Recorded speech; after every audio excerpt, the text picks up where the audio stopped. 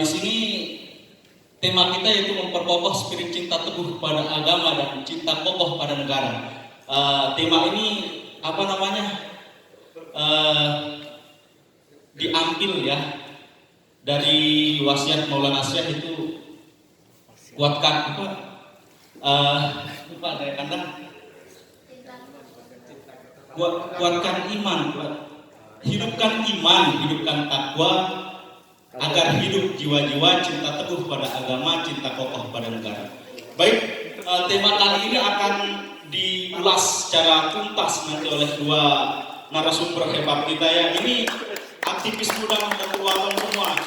Jadi kenapa kita memilih para pemateri ini? Karena kita tidak kekurangan orang-orang hebat di Nahdlatul Ulama Islamiyah.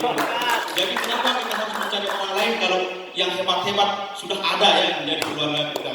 Baik, langsung saja saya panggil pemateri yang pertama, yaitu Dr. Saiful Hamdi MA. Beliau ini saya kenal sebagai, yang pertama saya kenal beliau ini sebagai YouTuber, karena saya punya beliau ya.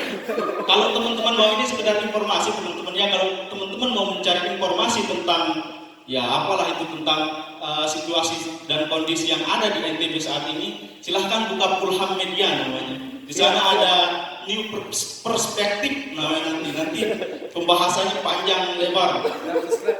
Untuk Anda Saiful Hamdi kami persilahkan.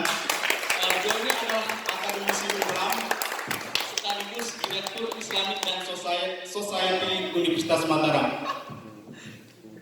Lalu yang kedua yang tidak kalah luar biasanya di sini ada Kanda Zainul Yasni. Beliau juga alumnus Himah ya. Sekaligus beliau ini founder Nathan Indonesia yang tempatnya itu di Pancor kan ya. Terus Sekretaris Jenderal Impus IS NWDI, IS itu Ikatan Sarjana. Beliau juga akademisi Universitas Hamdan Wadi. Itu pada Kanda Zainul Yasni kami persilakan.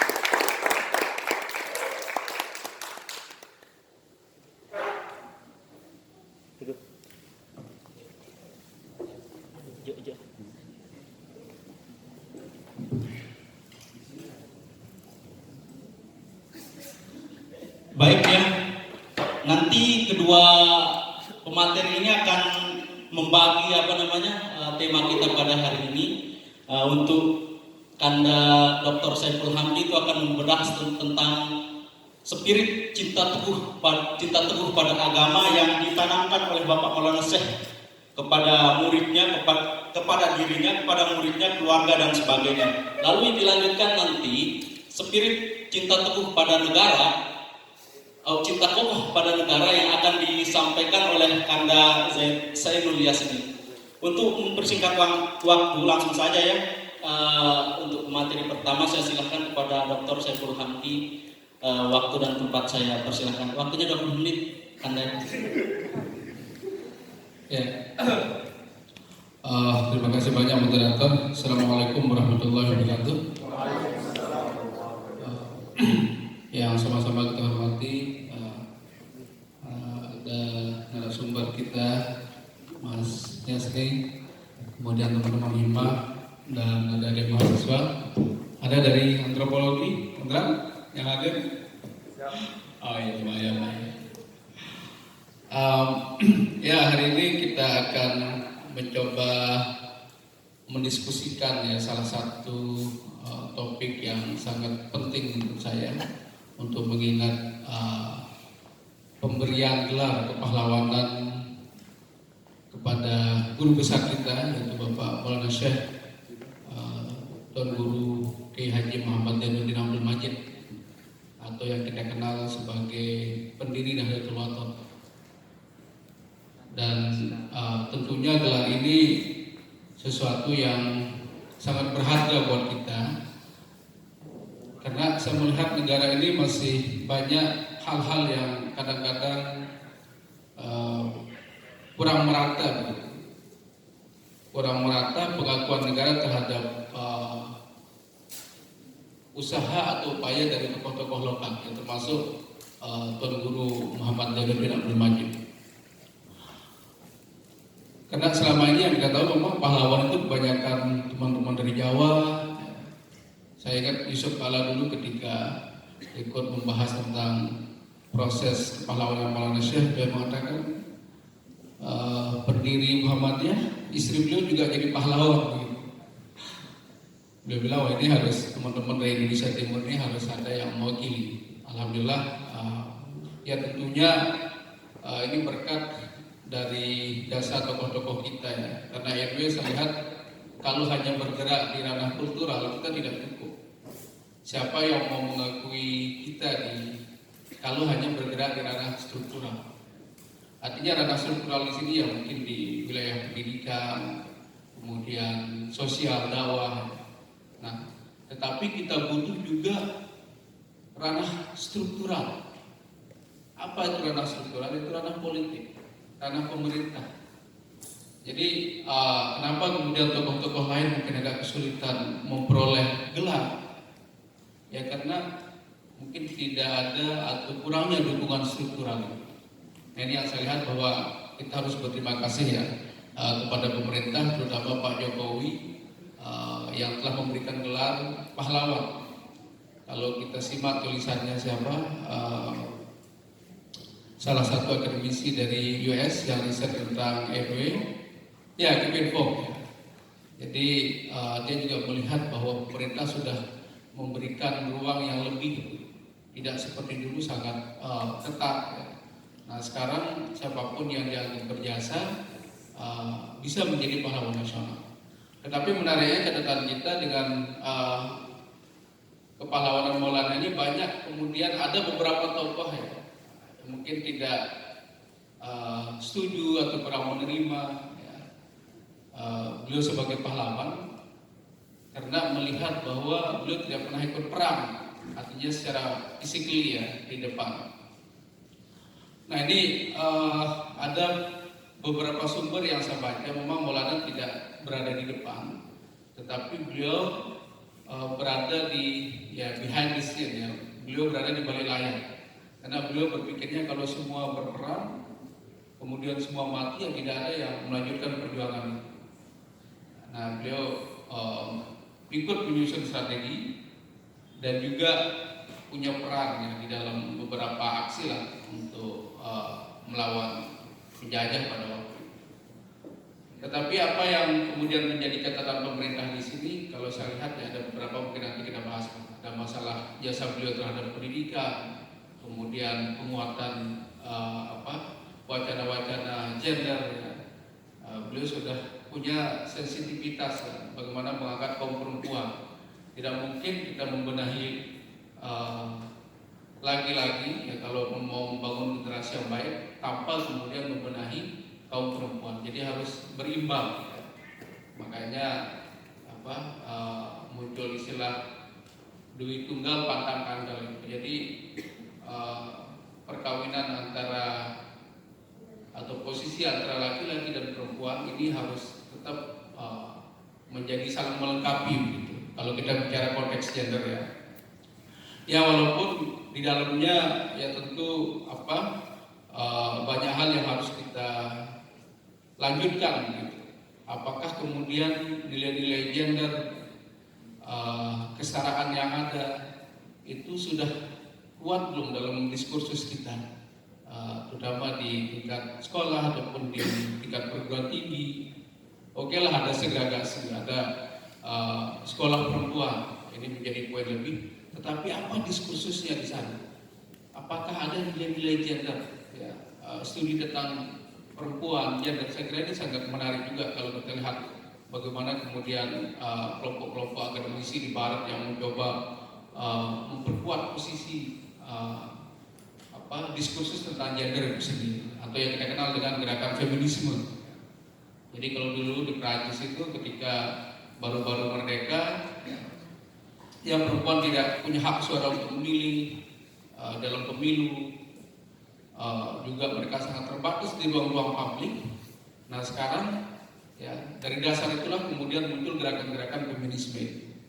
Nah mungkin konteks kita di Nusa Tenggara Barat, khususnya di NTB, Maulana Syekh ya tentu melihat juga tantangan yang berbeda di Lombok ya. Kita tahu perempuan di Sasak ini sangat dihormati, sangat dijaga. Bahkan saya ingat teman saya dulu kalau mau kuliah itu susah sekali di luar daerah. Masih ada pandangan-pandangan yang ya saya tidak mengatakan primitif ya, mungkin pandangan yang tradisional karena masih terikat dengan nilai budaya kita.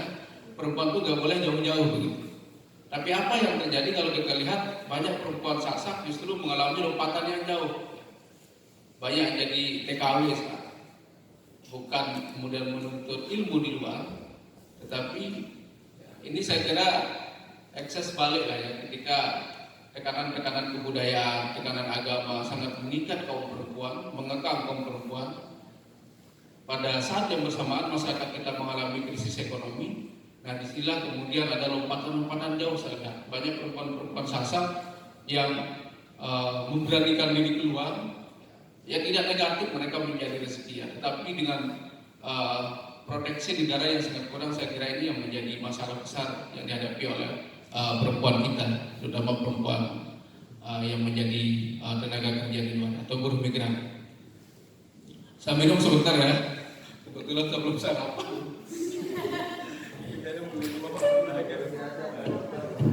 Ya, makan dulu sedikit ya. Biar ada tenaga. Break.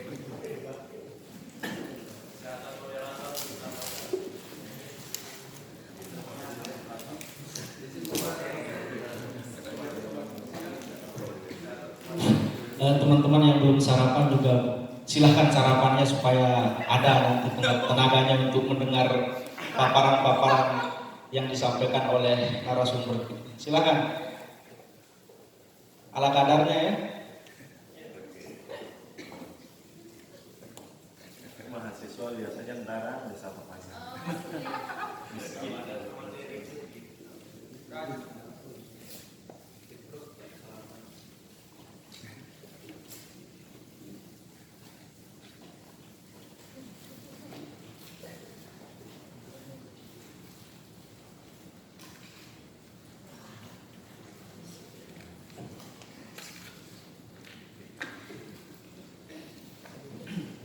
Oke, kita lanjut ya. Kayaknya udah ada bensin sedikit ini. Saya khawatir kalau terlalu lemah berbahaya. Oke, ini saya dikasih topik tentang bagaimana memperkokoh atau memperteguh pada agama ya. Jadi kalau kita lihat perspektif keislaman yang dibangun Maulana ini, pertama sangat ya keislamannya sangat dialogis ya. Baik dalam hubungannya bernegara maupun hubungannya dengan kebudayaan. Ini yang saya kira tantangan besar yang dihadapi oleh kelompok-kelompok Islam sekarang, terutama teman-teman kita yang beraliran transnasionalis ya. Ada Jemaah Tabligh, kemudian ada Salafi, kemudian ada juga kelompok-kelompok ya yang mungkin jelmaan dari Khawarij ya, kelompok-kelompok radikal yang mencoba kemudian sulit menemukan antara agama dan negara. Maulana Syekh saya lihat bahwa beliau kalau kita ingat kata Gus Yakut kemarin ya waktu menghadiri ultah NWDI, beliau mengatakan Indonesia ini masih sibuk ya, berbicara tentang apa ideologi yang pas untuk negara kita. Ada yang pro Pancasila, ada yang pro keislaman. Dan wacananya sampai sekarang masih menjadi perdebatan. Kalau kita lihat di beberapa pesantren, misalkan ada yang tidak mau hormat bendera, ada yang tidak mau apel, ya, di hari-hari besar kenegaraan kita misalkan. Nah, ini kan mereka ada sesuatu dengan ada something wrong dengan bagaimana melihat agama dan negara itu sendiri. Jadi mereka mengkotak-kotakan ini agama, ini negara. Jadi seolah-olah bahwa agama itu dilihat sebagai sesuatu yang utama dan semua harus diagamakan begitu. Ini yang jadi persoalan saya kira.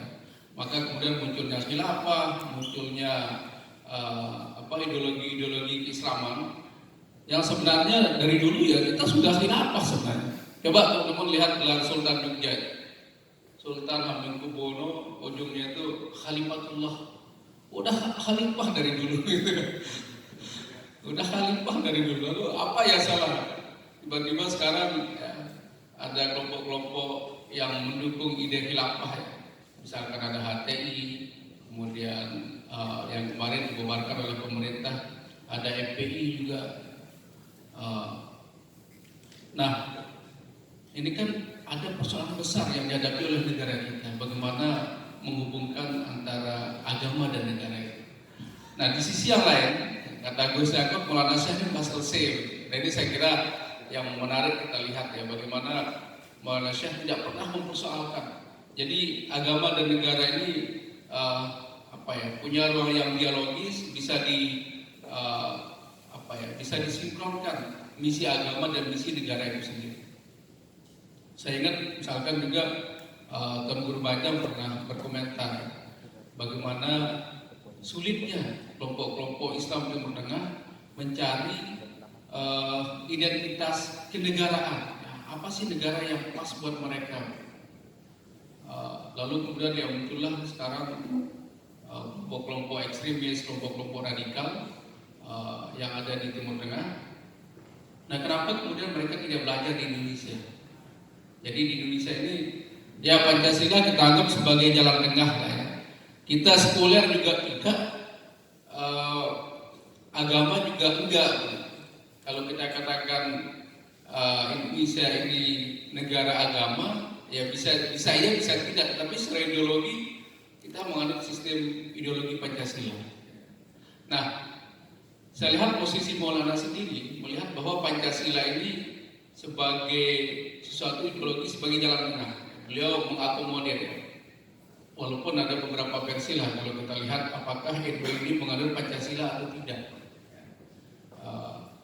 Kalau kita baca akta notarisnya Pancasila ya, biasanya menganut Pancasila ya, notaris kita ya. Nah, ini artinya bahwa Maulana sudah sangat sadar dari awal Pancasila ini merupakan hasil kompromi tokoh-tokoh kita, founding fathers kita untuk melihat bagaimana harusnya memperjuangkan dua ini. Kalau bicara perspektif keislaman yang dikembangkan oleh Maulana Syekh, saya melihat ini ada beberapa yang menarik ya. Kalau kita lihat misalkan bisa jadi bahwa Islam NW ini adalah potret Islam sasar. Bagaimana kemudian Islam itu bisa bisa berdialog. Kalau kita perhatikan orang tua kita inak-inak kita dulu yang mungkin agak tuaan sedikit, nggak pernah kemudian dipaksa menggunakan jilbab oleh Bapak Maulana Syekh. Ya kadang orang tua kita pakai handuk aja di kepalanya gitu. Tapi kalau bicara agama, jangan dikira rajin sholat. Ya. Luar biasa orang tua kita, nggak pernah ketinggalan kalau urusan agama. Tetapi simbol-simbol keagamaan itu tidak pernah kemudian Maulana itu sangat ekstrim melihatnya. Selalu beliau memberikan pilihan-pilihan, tetapi substansi agama itu tetap dipertahankan. Sama kayak salah satu lagu ya, kalau kita perhatikan di lagu karya beliau itu apa katanya, timada sugi, timada bangsa mulia. Walaupun Anda kaya, walaupun Anda bangsawan, dek nara guna, lamun dek nara ada. Jadi saya kira ini kritikan ya beliau terhadap lingkungan yang pada waktu itu sangat kuat ya, posisi-posisi kelompok bangsawan. Lalu baik ini kan mendominasi pemerintahan yang ada di NTB, di Lombok. Kemudian orang juga mungkin sangat suka ya orang-orang yang punya harta yang kaya. Tetapi beliau justru dalam lagu ini mengkritisi, kalau saya lihat tidak ada gunanya harta yang banyak dan juga bangsa mulianya bangsawan kalau tidak ada agama. Nah, kenapa saya katakan potret Islam versi Maulana ini adalah gambaran masyarakat Sasak? Karena sekarang kan banyak perdebatan nih tentang Islam Nusantara, ziarah makam, digugat lagi kan. Nah, sementara tradisi di kehidupan kita sendiri ya itu salah satu tradisi. Kalau alamat mahal ya pasti harus ke mana? Harus ke ziarah makam gitu. Karena di Lombok ini saya pikir-pikir kita tidak bisa lepas dari leluhur kita. Kenapa kemudian banyak makam-makam yang bisa tempat mengobati orang Lombok, kayak makam di mana? Di Dasar Lekong ada makam Anakio. Di sana kadang-kadang tiap minggu itu ramai orang datang. Ada anak yang sakit diobati di sana. Tidak hanya anak, orang tua juga. Kemudian ada makam di Ramban Beak, makam Wonosaba misalnya. Kalau di Lombok ini kan yang makam Batu Layar, ada juga makam Ruang Balu yang di sini ya. Nah, ini kan bagian dari keberhasilan dialog antara keislaman dan kebudayaan. Tidak bisa kita mengatakan mereka sesat, kemudian mereka keluar dari Islam. Tetapi ada ya semacam dialog yang sangat kuat kalau saya lihat. Mereka melakukan ritual, tetapi juga Islamnya jalan. Jadi di sana mereka memelihara ayam, berzikir, berdoa. Ya memang sekilas kita melihat orang ini kok minta di kuburan, tetapi mereka punya cara sendiri. Nah, inilah yang saya lihat bahwa Islam di Nahdlatul Ulama ini sangat terbuka dengan praktek-praktek kebudayaan. Tidak pernah kemudian ada pressure ya terhadap produk-produk kebudayaan lokal. Karena selama ini salah satu yang membedakan kita misalkan dengan kelompok-kelompok teman-teman transnasional seperti Salafi, mereka ya sangat tekstual dan mencoba untuk ya mendegradasi ya praktek-praktek budaya lokal ini. Misalkan contoh ya ini kasus di Kota Raja misalkan. Jadi ada 3 bersaudara, 1 Salafi, yang lainnya ini ya KNW. Nah, waktu mereka orang tuanya meninggal, ini masyarakat sudah bingung mau wanti-wanti ini kayaknya akan ada perpecahan. Cara penguburannya seperti apa ini kan berbeda. Nah, lalu kemudian masyarakat keluarga membuat rembuk, ya udah teman-teman Salafi duluan. Lalu keluarga ini belakangan. Nah, pas pada waktu mereka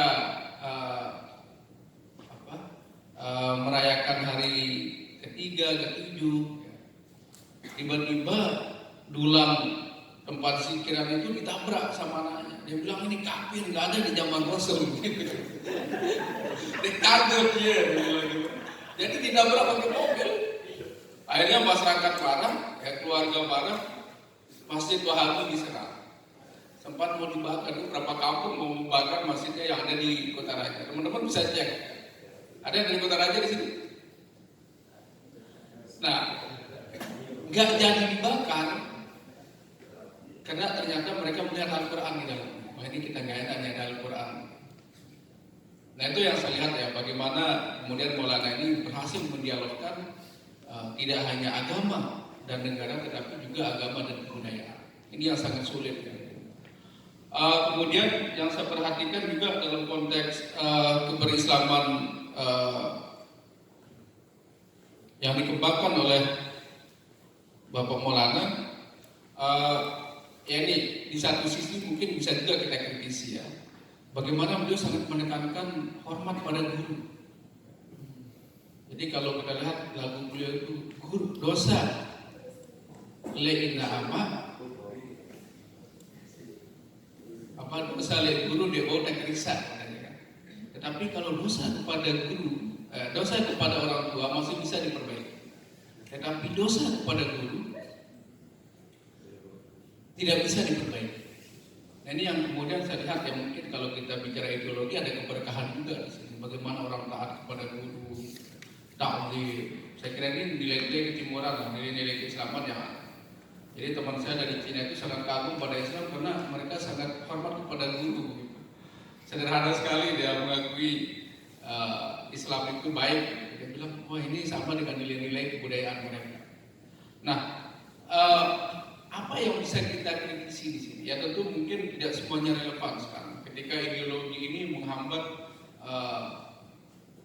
critical thinking kita sebagai siswa ataupun mahasiswa. Jadi doktrin hormat kepada guru ini atau yang kita kenal mungkin sebagai teacher center learning ya, jadi pusatnya kepada guru, jadi semua harus guru. Nah kadang-kadang ini juga tidak membuat mahasiswa produktif. Ya sama kayak di Mahat misalkan, seringkali saya kritik. Di Mahat itu ketergantungan kita kepada masyayikh itu sangat luar biasa. Jadi masyayikh itu membacakan kitab kita nggak tamat-tamat 2 tahun. Ini satu kitab itu nggak selesai-selesai. Coba misalkan teman-teman udah paham ilmu alatnya misalkan, paham bahasanya, baca aja sendiri. Baca sendiri kemudian didiskusikan kan mungkin lebih produktif daripada kemudian kita menunggu ustadz, menunggu tuan guru membacakan kitab ini dan nggak selesai sampai berapa tahun gitu kan, kitabnya aja dipegang tebal-tebal gitu, tapi nggak pernah khotam. Nah sementara orang barat sekarang bisa membaca buku dalam waktu yang cepat, jadi ada strateginya bagaimana membaca buku itu. Nah, mungkin Mas Asni nanti bisa mengulas itu, orang bisa membaca 2 buku dalam sehari. Sama kayak kita, kalau nanti teman-teman menulis skripsi itu kan ada literatur review. Jadi literatur review atau kajian pustaka itu fungsinya adalah bagaimana kita melihat apa yang sudah diteliti oleh peneliti sebelumnya. Jadi tugas kita bukan membaca buku secara detail dari A sampai Z, nggak tamat lama kita baca ya. Tetapi ada tekniknya mereview, ya bukan membaca, bukan literatur reading ya, bukan membaca literatur, tetapi mereview apa yang penting, apa poin-poin pokoknya. Jadi misalkan kalau kita baca artikel itu bisa baca abstrak. Dari abstrak aja udah kelihatan nih orang ini bahas apa. Lalu lihat sedikit latar belakangnya. Kemudian pembahasan apa yang penting-penting, lalu kesimpulan sudah kalian bisa kemudian mereview. Jadi kemarin waktu saya pelatihan di Jogja itu anak-anak UGM yang bantu kita menulis artikel, dia bisa mereview jurnal internasional sehari itu dia bisa mereview 20 artikel. Bayangkan kita di sini satu artikel susahnya untuk mereview karena nggak tahu tekniknya. Jadi semua ternyata ada teknik. Nah, apa yang menjadi kritik kita di sini? Ketika kemudian pola-pola guru sebagai pusat ya studi, pusat pembelajaran, ya dulu mungkin ya oke lah, tapi sekarang kan saya melihat ini agak melemahkan critical thinking kita. Sama kayak membaca kitab kuning. Kita membaca sudah dianggap masuk surga. Wah, membacanya sudah, wah ini sudah dapat pahala gitu. Padahal membaca buku yang lain juga pahala, tapi gak pernah kita berpikir secara ideologis. Sehingga apa? Gak pernah terbesit di kepala kita untuk mengkritisi apa isi kitab itu. Jadi sebelum membaca sudah memuji penulisnya. Qala al-musannifu rahimahullahu ta'ala wa nafa'ana bi ulumihi fid dharain amin. Ini kan doa kita ya kepada penulisnya, kepada autornya. Nah, sementara gaya-gaya akademisi barat kalau saya lihat bagaimana kemudian critical thinking ini mencoba mengkritisi apa isi buku. Jadi kalau teman-teman udah makomnya jadi pengarang, saya membaca judul buku aja udah bisa saya kritisi gitu. Kira-kira gitu lah ya makomnya. Nah dalam konteks pesantrenan ya oke lah, karena Bapak Maulana kan membangun pesantren, membangun madrasah dengan sistem pendidikan yang mungkin untuk guru sebagai center learning yaitu oke. Tetapi untuk konteks sekarang ya mungkin apa yang perlu kita benahi gitu. Sekarang kan udah mulai bergeser saya lihat ya, kalau di pendidikan Indonesia ini kan udah mulai student center ini. Jadi siswa sebagai pusat. Tetapi ini butuh waktu yang lama. Jadi apa yang terjadi ketika anak-anak diberikan kebebasan? Bukan dimanfaatkan dengan baik. Justru gurunya dihina, gurunya dibully, ya. Guru memukul sedikit kemudian dilaporkan ke polisi. Ini saya kira ya butuh waktu lah untuk sosialisasi. Nggak bisa kemudian kita udah lama sekali menggunakan metode ini tiba-tiba diubah dengan metode baru. Nah ini yang kemudian menjadi problem.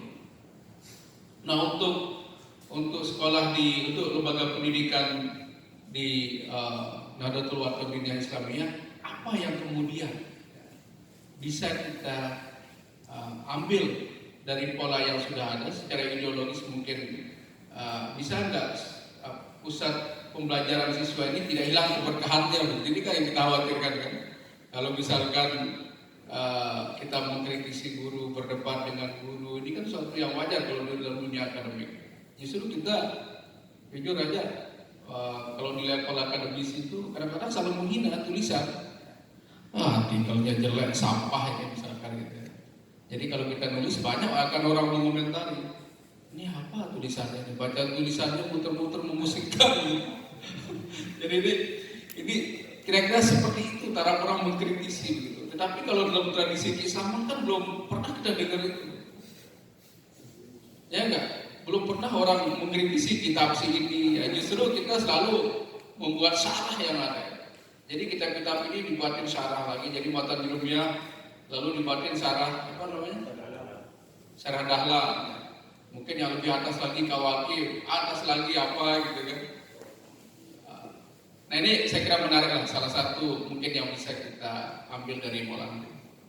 Kemudian terkait dengan pendidikan tadi, catatan saya ya bahwa apa yang dilakukan Bapak Maulana ini sangat unik ya. Kenapa kemudian beliau punya poin lebih dibanding tuan guru yang lain di Lombok ini? Karena tuan guru yang lain, pertama mereka tidak punya inovasi membangun madrasah. Dulu kan sistem pesantren yang sangat populer, jadi semua membangun pesantren. Lalu Maulana kemudian mengambil jalan tengah. Lagi-lagi Maulana ini selalu mengambil jalan tengah kalau saya lihat. Kalau NU kuat dengan tradisi pesantrennya, Muhammadiyah kuat dengan tradisi sekolahnya. Karena Kiai Ahmad Dahlan itu beliau belajar sama orang Belanda. Jadi beliau bilang kita ingin mengambil ilmunya orang Belanda. Maka muncullah sekolah-sekolah hukum di Muhammadiyah. Nah di IPB kalau saya lihat ke pesantren juga mulai keluar, dari sekolah umum juga mulai keluar. Ini yang saya sebut dengan madrasah. Jadi NU itu nggak pernah punya pesantren, kita hanya punya satu ma'had. Ma'had ini yang kemudian menjadi salah satu identitas ya, lembaga yang murni untuk mempertahankan tradisi pesantren. Tapi yang lainnya kita madrasah semua. Ini yang saya lihat. Nah kemudian pola yang lain juga ini masih terkait dengan pendidikan. Ini kan kenapa saya katakan beliau sangat unggul dengan tuan guru yang lain. Beliau kalau dalam teori sosiologi itu membangun solidaritas itu sangat kuat. Bagaimana kemudian alumni-alumni didekatkan untuk membangun madrasah di mana-mana. Jadi nggak ada organisasi yang punya madrasah selain organisasi Nahdlatul Ulama ataupun NWD. Sebelumnya kan nggak ada kita lihat. Ya sekarang mungkin sudah mulai ya, banyak sekolah-sekolah dengan brand baru ya seperti sekolah Islam terpadu. Nah ini juga menjadi tantangan kita, menjadi persaingan. Bagaimana kemudian sekolah NWD bisa bersaing dengan sekolah Islam terpadu? Karena banyak elit-elit kita, tokoh-tokoh kita justru menyekolahkan anaknya di sekolah yang Islam terpadu. Apa kelebihan ini kan baru juga. Seringkali saya katakan begini bahwa ada sirkulasi yang kemudian terjadi di masyarakat kita. Kalau dulu kan halaqah itu dianggap kuno, lalu muncullah sekolah mazhab. Tetapi kalau sekarang dari sekolah ke halaqah, lebih banyak orang senang berhalaqah sekarang. Kumpul di komunitas kecil membicarakan apa begitu ya. Nah, ini ada semacam perputaran gitu. Kalau dulu dari halaqah ke sekolah, tetapi kalau sekarang dari sekolah ke halaqah. Masih ada waktu habis? Ya tadi dalam konteks beragama ya bahwa saya melihat mungkin pendidikan tadi yang menjadi salah satu kekuatan Bapak Maulana juga. Beliau menyebarkan sekolah, membuat sekarang kan hampir di seluruh provinsi ada sekolah-sekolah Nahdlatul Ulama. Saya kira ini juga menjadi prestasi beliau. Walaupun kalau kita lihat ya teman-teman kita ini saking kuat perjuangannya di luar biasa juga tantangannya begitu. Bagaimana tantangan ekonomi? Kalau saya menyarankan begini, mungkin perlu kita ubah sedikit paradigma dakwah kita.